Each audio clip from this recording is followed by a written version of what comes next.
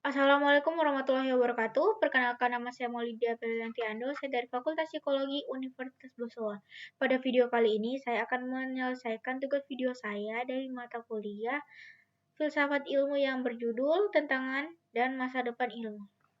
Kemajuan ilmu dan krisis manusia. Kemajuan ilmu dan teknologi yang semula bertujuan untuk mempermudah pekerjaan manusia, tetapi kenyataannya teknologi telah menimbulkan keresahan dan ketakutan baru bagi kehidupan manusia.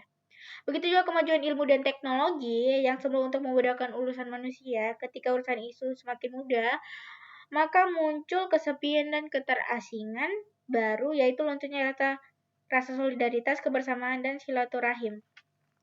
Ternyata teknologi layar mampu membius manusia untuk tunduk pada layar dan mengabaikan yang lain. Jika manusia tidak sadar akan hal ini, maka dia akan kesepian dan kehilangan sesuatu yang amat penting dalam dirinya, yakni kebersamaan, hubungan kekeluargaan, dan sosial yang hangat. Kalau pengaruh teknologi yang demikian semakin dalam, maka dia tidak sadar dari kebutuhan yang sebenarnya, ibarat orang yang pertama kali tinggal di dekat kandang ayam. Pada ilmu bioteknologi, perkembangan yang dicapai sangat maju, seperti rekayasa genetika dan teknologi cloning, menandakan kemajuan yang begitu dahsyat sehingga mengkhawatirkan semua kalangan. Tidak saja agamawan dan pemerhati hak-hak asasi manusia, tetapi para ahli bioteknologi pun semakin khawatir karena kalau akibatnya tidak dapat dikendalikan, maka akan terjadi sesuatu bencana besar bagi kehidupan manusia. Karena itu, wajar kemudian timbul kontroversi di berbagai negara apakah perkembangan rekayasa genetika untuk manusia dibolehkan atau tidak. Bagi negara-negara liberal, rekayasa genetika untuk manusia diperbolehkan, bahkan didukung oleh pemerintah, sedangkan pada negara-negara yang konservatif, perkembangan rekayasa genetika yang menjurus pada perubahan manusia secara total amat ditentang. Persoalan berikutnya adalah di mana letak kebebasan manusia dalam memilih hak hidupnya dan hak untuk memilih ciri khas. Sebab, jika sejak awal dia sudah direkayasa menjadi manusia tertentu, maka kebebasan memilihnya menjadi hilang dan tidak ubahnya seperti robot yang dikendalikan oleh orang lain.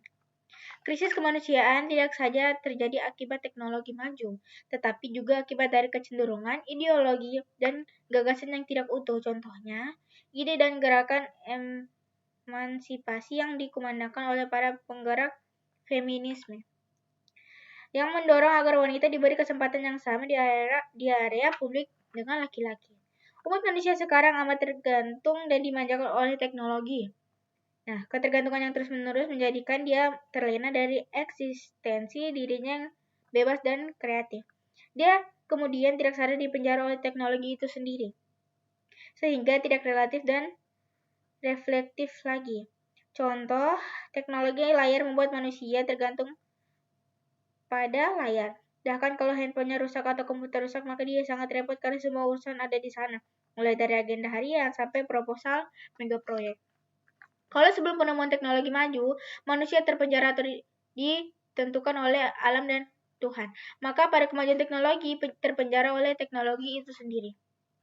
Maka pada kemajuan artinya bertambah maju teknologi, bertambah banyak aspek memenjarakan manusia. Nah, setelah ditemukan kemajuan teknologi yang begitu hebat, ternyata tanpa disadari teknologi pun memenjarakan manusia. Artinya, penjara manusia tidak berkurang dengan kemajuan teknologi, tetapi semakin bertambah. Agama, ilmu, dan masa depan manusia. Agama dan ilmu dalam beberapa hal berbeda, namun pada sisi tertentu memiliki kesamaan. Agama lebih mendepankan moralitas dan menjaga tradisi yang sudah mapan. Ritual cenderung eksklusif dan subjektif. Sementara itu, selalu mencari yang baru, tidak terlalu terikat dengan etika, progresif, bersifat inklusif, dan objektif. Karakteristik agama dan ilmu tidak selalu harus dilihat dalam konteks yang berseberangan, tetapi juga perlu dipikirkan bagaimana keduanya bersinergi dalam membantu kehidupan manusia yang lebih layak. Namun di sisi lain, manusia semakin tergantung pada teknologi, seperti teknologi informasi, sehingga tidak mampu lagi membedakan antara yang benar-benar data dan hasil rekayasa, termasuk rekayasa informasi. Katakanlah informasi yang cepat tentang tsunami di Aceh, begitu cepat menyebar ke seluruh dunia, sehingga dengan spontan terjadi solidaritas global. Teknologi ternyata disadari atau tidak menciptakan sesuatu yang tidak diprediksi sebelumnya. Ilmu dan teknologi mengalami degradasi nilai dan akhirnya dapat memenjara ilmu dan teknologi itu dalam suatu kerangkeng tertentu. Contohnya televisi adalah bentuk dari kerangkeng teknologi informasi karena ketika informasi masuk dalam kotak yang bernama televisi, maka pada waktu itu teknologi informasi menjadi budak bagi kepentingan kotak tersebut. Jelas bahwa di satu sisi teknologi menjadi penjara bagi manusia, namun pada sisi lain teknologi itu pun menjadi penjara oleh kepentingan manusia. Teknologi layar seakan-akan telah memenjarakan manusia karena dia tidak bekerja atau tidak ada komputer atau handphone. Namun, pada saat yang bersamaan manusia memanfaatkan layar untuk ambisinya, maka tidak heran bila kemudian layar televisi yang luasnya berapa puluh inci disesaki oleh berbagai program. Agama sendiri merupakan faktor utama dalam mewujudkan pola-pola persepsi dunia bagi manusia. Persepsi itu turut memengaruhi perkembangan dunia itu sendiri. Dengan cara demikian juga memengaruhi jalannya sejarah. Manusia merupakan makhluk yang future-oriented. Tindakan dan pertimbangan pada saat ini penting untuk memprediksi persoalan-persoalan masa depan. Bahkan sejarah penuh dengan contoh-contoh, baik tentang kekejaman manusia maupun tentang pengorbanannya yang telah dilakukannya dengan maksud untuk menjamin terjadinya suatu hari depan yang lebih baik. Yang jelas, konsep agama tentang hari akhir adalah salah satu ajaran yang penting, tidak saja dari aspek teologis tetapi juga psikologis dan historis. Secara teknologis, ajaran tentang hari akhirat cukup banyak tercantum dalam kitab suci agama, terutama agama-agama Semit, yakni Yahudi, Kristen, dan Islam. Dalam agama, pandangan mengenai hari depan tidak seragam. Ada yang berpandangan bahwa tujuan akhir kehidupan ini adalah nirwana, yakin ketidakadaan, dan dalam ketidakadaan itu sifat dan keinginan kemanusiaannya hilang.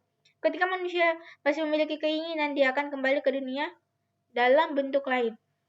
Dalam pemandangan agama, ilmu dan teknologi bukan merupakan aspek kehidupan umat manusia yang tertinggi.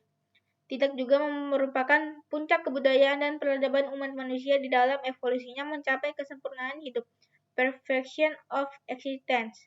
Banyak kaum rasionalis yang materialistis menganggap bahwa abad modern, abad ilmu pengetahuan dan teknologi sekarang adalah puncak dari peradaban dan kebudayaan umat manusia.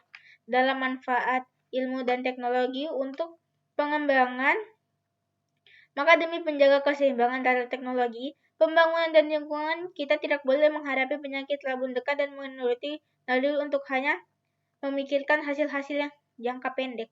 Keuntungan semu jangka pendek tidak mustahil dapat menjadi bumerang yang mengakibatkan kerugian dalam jangka panjang. Kemajuan ilmu pengetahuan yang secara global ini, umat manusia senantiasa dihadapkan pada peperangan, namun sejak berakhirnya Perang Dunia Kedua, sifat peperangan telah berubah sedemikian drastisnya sehingga masa depan umat manusia dan masa depan generasi-generasi yang belum dilahirkan menghadapi bahaya yang amat gawat.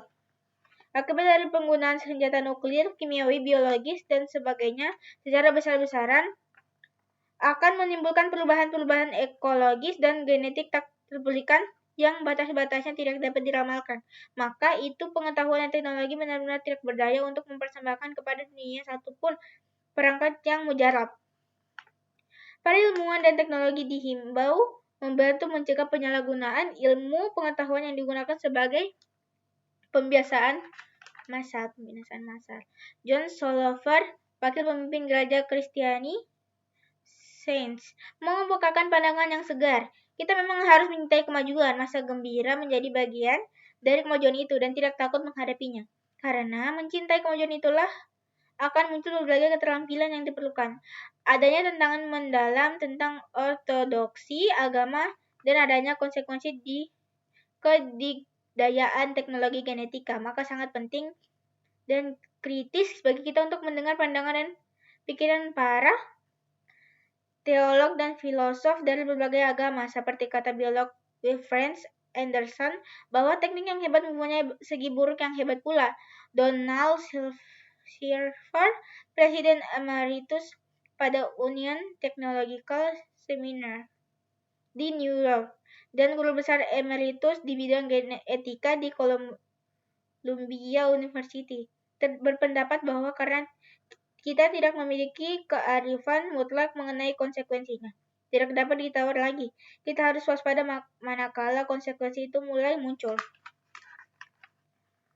Mudah untuk membayangkan bagaimana hasil terapi sel benih yang digunakan untuk memperbaiki penampilan manusia dan bukan untuk menyembuhkan penyakit bayi hasil rancangan setelah berbelanja gen maupun generasi anak-anak yang semuanya tampak serupa. Gagasan menyempurnakan ras manusia mempunyai akar sejarah yang syarat dengan ranjau emosional. Konsep eugenika dipungut oleh Sir Francis Galton, ilmuwan zaman Victoria, dari teori evolusi Darwin dan teori keturunan Mendel yang mengidentifikasi mekanisme pengalihan sifat biologi. Ahli etika Katolik Theo Flieger mengakui akan sulit menarik garis batasnya. Gereja Katolik berpendapat bahwa pada dasarnya kami menganggap absah penggunaan genetika untuk menyembuhkan penyakit atau memperbaiki jenis cacat tertentu. Akan tetapi garis batas akan eugenika positif dan negatif masih terus diperdebatkan dan akan selalu ada keraguan. Ilmu dapat dilumpuhkan oleh biasnya sendiri. Sebagaimana juga agama di dunia barat dewasa ini, tujuan ilmu adalah menjelaskan alam fisik. Sementara tujuan agama adalah menjelaskan alam spiritual. Disinilah ilmu dan teknologi tidak harus dilihat dari aspek yang sempit, tetapi harus dilihat dari tujuan jangka panjang. Dan untuk kepentingan kehidupan yang lebih abadi, kalau visi ini yang diyakini oleh para ilmuwan dan agamawan, maka harapan kehidupan ke depan akan lebih cerah dan sentosa. Tentu saja pemikiran seperti ini perlu dukungan dari berbagai pihak untuk terwujudnya masa depan yang cerah dan harmonis. Itu saja penjelasan dari saya. Saya tutup dengan ucapan wabillahi taufiq wal hidayah. Wassalamualaikum warahmatullahi wabarakatuh.